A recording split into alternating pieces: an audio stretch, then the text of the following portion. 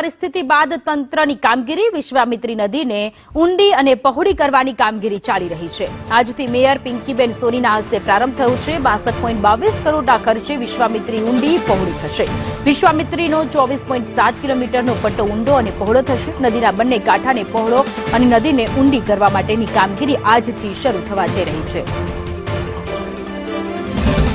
હું આજે જે ખાતમુહૂર્ત કરવામાં આવ્યું સમગ્ર નદીના તટ વિસ્તારમાં નદીને ઊંડી તથા પહોળી કરવા માટે કુલ 19 લાખ ઘન મીટર માટી ખોદીને કાઢવામાં આવશે, જેના થકી 190 કરોડ લીટર આ વિશ્વામિત્રી નદીના પાણીની વહન ક્ષમતામાં વધારો થશે। વડોદરા શહેરમાંથી વહેતી વિશ્વામિત્રી નદી 24 કિલોમીટર અને વડોદરાના આસપાસમાં એટલે આવતી અને જતી જેને આપણે ઢાઢર નદી પણ કહીએ છીએ એના અંદર પણ લગભગ સિંચાઈ વિભાગ દ્વારા અને કોર્પોરેશન દ્વારા બધે જ કામ ચાલુ છે। અને આજે જ્યારે વિશ્વામિત્રી નદીનું એક ખાતમુહૂર્ત થયું છે ત્યારે એનાથી 200 કરોડથી પણ વધારે લીટરનું પાણી એકી સાથે વહી જશે અને વિશ્વામિત્રી નદીની જે વહન ક્ષમતા વધશે તેનાથી આગામી દિવસોમાં કોઈ દિવસ વડોદરા શહેરમાં પૂરની પરિસ્થિતિ નહીં સર્જાય એવો મને ચોક્કસ વિશ્વાસ છે।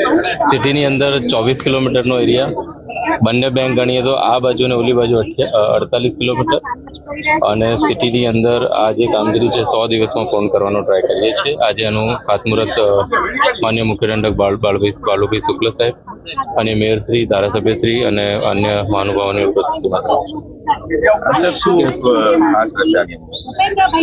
આની અંદર જે છે સમય મર્યાદા અમારી 100 દિવસમાં અમે પૂરું કરીએ।